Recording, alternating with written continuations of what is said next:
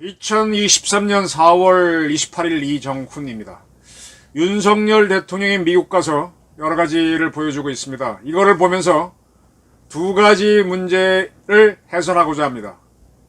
시국 선언을 했던 교수들이 있죠.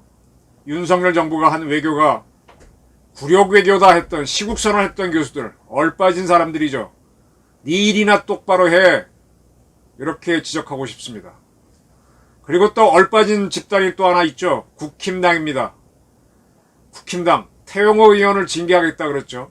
그런 정신 상태로 윤석열 대통령과 더불어 나라를 이끌 수 있겠나? 좀 한심합니다. 중국이 아주 신경질적인 반응을 보입니다. 윤석열 대통령이 8.5 전투에 대해서 이야기했습니다. 화천댐이 있죠. 화천댐은 대일 항쟁기 때 일본이 만든 겁니다. 그때 만들었을 때, 화천댐을 만들었을 때 그 저수지 이름은 대붕, 아주 큰 새가, 전설의 새가 대붕이죠. 대붕호라고 이름 지었습니다. 그래서 일본이 지은 게 청평댐, 제가 알기로는 화천댐 그런 걸로 알고 있습니다. 의암댐, 춘천댐은 우리가 지었고, 팔당댐은 우리가 지었고,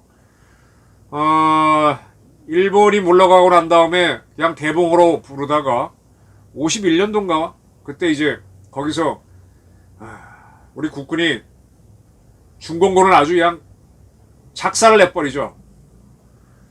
우리가 오랑캐라고 할 때 오랑캐가 누군지에 대해서 좀 여러 가지 해석들이 있는데, 어쨌든 그때는 중공을 오랑캐로 보고 8.5호, 그 호수에서 수많은 중공군이 수장이 됐죠. 중공군을 깬 호수다, 8.5호라고 이름 지었습니다.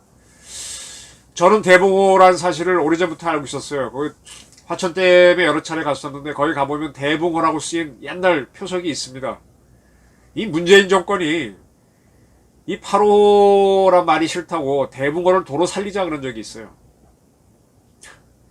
참 웃기는 자들이죠. 아마 민주당의 주요 실력자들이 중국으로부터 돈을 좀 받고 있을 겁니다. 어떻게 만드냐? 한국 기업들이 중국의 여러 성에 투자를 했죠. 투자를 알선해준 대가로 그 커미션 같은 거를 어떻게 만드냐? 우리나라에서 받으면은 바로 알아차리니까 중국 현지에서 줍니다. 그러면 그 돈을 갖고 오는 게 아니라 중국 은행에서 발급한 카드를 여기서 쓰는 거예요. 그런 식으로 하는 사람 참 몇몇을 알고 있는데 이름은 좀 얘기하기 그렇고, 그런 식으로 해서 중국에 아주 중국 비위를 맞추는 사람들이 있습니다. 요거는 국정원이 한번 조사를 했으면 좋겠는데 해도 뭐 잡아뛰겠죠. 그런 사람들이 중국은행 카드를 한국에서 쓰고 있습니다. 그렇게 해서 중국이 공작을 합니다. 대한민국에는 중국 스파이, 북한 스파이 부글부글 합니다. 그렇게 이제 윤 대통령이 8.5 전투에 대해서 그때 이제 이야기했었고, 또 하나가 이제 초심퓨 미국 전사에 나오는 건데, 참 6.25 전쟁 때 우리가 참 답답했던 게, 6.25 전쟁은 해방되고 나서 5년 뒤에 난 거잖아요. 그때 우리나라는 지도도 제대로 없었어요. 대일항쟁기 때 일본이 만든 지도가 있었습니다. 일본이 우리나라 지명을 한자로 낸 거는 자기네 발음으로 잃었죠. 장진호는 일제 때 만든 건데, 장진이 걔네 말로는 초신입니다. 그래서 그 일본에서도 미군이 군정을 했기 때문에 일본이 만든 지도를 갖고 6.25 전쟁을 치릅니다, 미군이. 그래서 일본 발음 그대로 썼죠. 그래서 장진호를 미군은 초신 뭐라 그랬나, 호수가 뭡니까, 레이크는 아닌데 뭐 그렇게 불렀습니다. 이 장진호 전투에서 미 해병대 1사단이 굉장히 고전을 했죠. 그래서 그때 살아나온 사람들이 한 사단의 절반 가까이가 다 전사합니다. 보통 사단을 그 당시 한 1만 5천 명 잡는데 한 5천 명 이상이 죽었죠. 그리고 상당수가 부상을 입어가지고 그때 몰핀을 놔주면서 그냥 왔습니다. 굉장히 많이 죽었습니다. 그래서 장진호 생존자를 초심 few, 아주 소수가 살았기 때문에 few를 붙입니다. 이 장진호 전투를 이야기하면서 미국의 감사를 표현했었습니다. 이렇게 중국 대만 해협 힘으로 바꾸지마 얘기하면서 이런 얘기를 한 거에 대해서 중국 마오닝 외교부 대변인 한국 지도자 연설에서 그 내용에 관해서 주의했다. 나도 주의해서 봤다며 항미 원조 전쟁의 위대한 승리가 중국과 세계에 중대하고 심원한 의의를 갖고 있음을 강조하고 싶다. 항미 원조 미국에 대항해서 북조선을 지원한 전쟁. 이거는요, 중국이 미국하고 바로 싸우는 게 자신이 없어서 의용군을 동원합니다. 의용군이라고 하는 거는 민간인 자발적으로 발런티어. 이번에 우크라이나에서 전쟁이 났을 때 한국에서 이근 씨 같은 사람들이 자발적으로 참전하러 갔었죠. 발런티어. 네, 그런 사람들로 만든 부대입니다. 그걸 의용군이라고 합니다. 많이 의용군이지 중국이 대륙을 통일하고 난 다음에 현역들을 제대시켜서 만든 그런 의용군이죠. 그래서 의용군을 팽덕회가 이끌고 들어와서 싸웠습니다. 그때 인천상륙 작전을 하고 나서 미군이 좀 망설였어요. 근데 이승만 대통령하고 우리 군부가 단호하게 인천상륙을 9월달에 하고 나서 망설이지 않고 10월 1일날 38선을 돌파해서 올라갑니다. 첫 번째 올라갔던 부대가 3사단, 지금 그 유명한 백골 부대. 바로 이어서 수도사단, 지금 맹호 부대가 올라갑니다. 그리고 우르르 올라가니까 메가더가 10월 7일날 북진 명령을 내립니다. 사실은 유엔은 38선 부근에서 전쟁을 끝내고 싶어 했었어요. 그래서 계속 밀어붙이면서 이 동부전선으로 올라갔던 부대는 3사단하고 수도사단은 함흥을 지나서 함경 북도까지 올라가죠.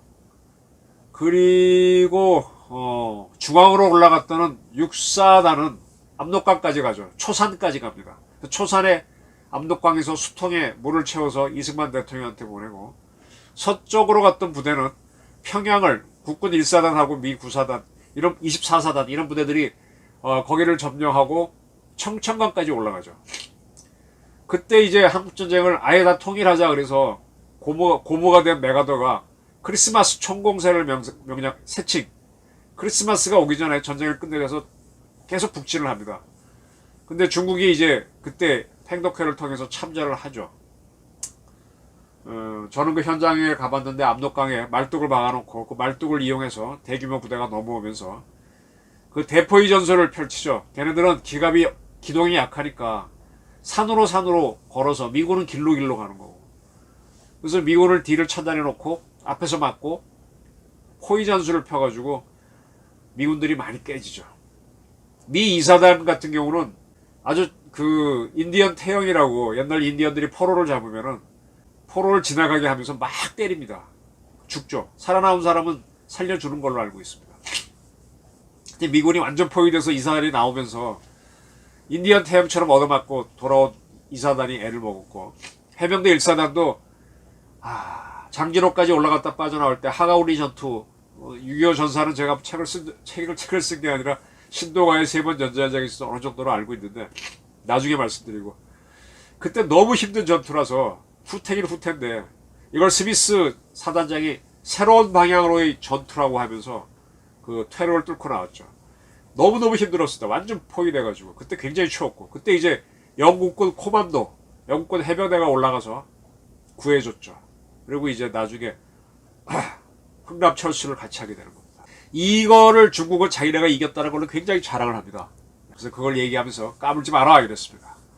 자, 또 하나, 태영호 의원이 제주 4.3 사건은 김일성 짓이다라고 얘기한 거에 대해서 한국 대학생 진보연합 대진연 회원들이 서울 강남에 있는 태영호 의원 사무실을 점거하고 뭐라 그랬지? 반통일 분단적폐, 태영호는 북한으로 돌아가라 라고 외쳤습니다. 참, 니들이나 가라 임마. 이 대진연이 그 전에 그 광화문에 있는 미 대사 관저로 침투했던 그 조직 아닙니까? 이렇게 북한에 충성하는 조직들이 있어요. 이게 진짜 어떤 대학생인지 궁금해요. 왜 이렇게 대진연이 날뛰느냐? 국힘당에서 태용을 징계한다고 그러니까 그렇지. 그러니까 얼빠진 거야 지금 국힘당은. 아주 표만 의식하니까 옳고 그름은 없어. 자, 또 하나. 윤 대통령이 미국 가기 전까지 전국에 몇 개 대학입니까? 수십 개 대학에서 뭐 시국선언 발표했어. 윤석열 정부의 몰역사 인식과 뭐 어쩌고 헌법정신 7.1 외교, 7.1 구려교 이거 반대한다 어쩌고 저쩌고. 저도 봤어요. 하도 제가 아는 교수들이 참 한심하다 하고 저한테 보내준 걸 봤는데 뭘 코멘트를 할 수가 없겠더만요. 진짜 이자들이 대학 교수들 맞아? 근데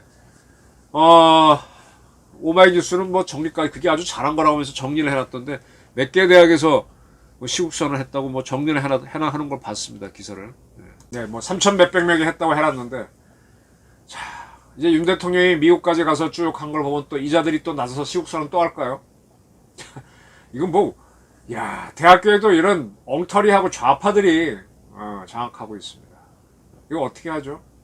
지금 대통령만 정권 교체를 했지 언론도 조선일보 빼고 나면 제가 몸담았던 조선, 동아도, 중앙도 아직은 어정쩡하죠. MBC, KBS는 뭐 YTN은 아예 뭐 말할 것도 없고 나머지 신문은 말할 것도 없고 조선일보 정도 하나? 그 다음에 사법부 거기도 지금 다 저렇게죠. 국회는 말할 것도 없고 어떻게 보면 대통령 하나만 겨우 바뀌었다. 나머지는 못 바뀐 겁니다. 거의 문재인, 이재명 정권이에요. 다행히 윤 대통령이 능력이 있어서 인기는 아직 올라가지 못했지만 그럭저럭 끌고 오는 겁니다. 이걸 바꿔야죠. 근데 국힘당이 저렇게 정신을 못 차리고 태영호를 징계한다 그러니까 저런 좌파들이 날뛰는 세상을 만들잖아요.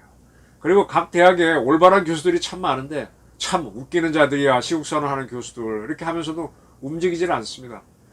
정교모라고 이제 좀 양심적인 교수들이 있는데 거긴 열심히 뛰고는 있더만요. 지금 뭔가 하려고 하는 모양이던데. 자, 큰 반전은 윤 대통령이 만들었습니다. 이제 대한민국에서 대한민국의 자유를 이용해서 자유가 모든 걸 얘기할 수 있죠. 그걸 이용해서 대한민국을 뒤집는 세력들을 속아내야 됩니다. 뭘로? 법으로. 그리고 우리 경찰이 제가 쭉 지켜보면 경찰이 항상 양다리를 거쳐요.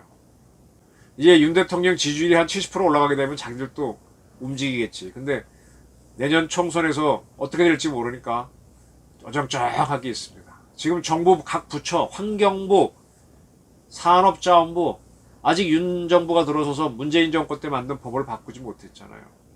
그러니까 법대로 한다고 하면서 정권이 하고자 하는 걸 따라오지 않습니다. 이런 것들도 바꿔야 됩니다.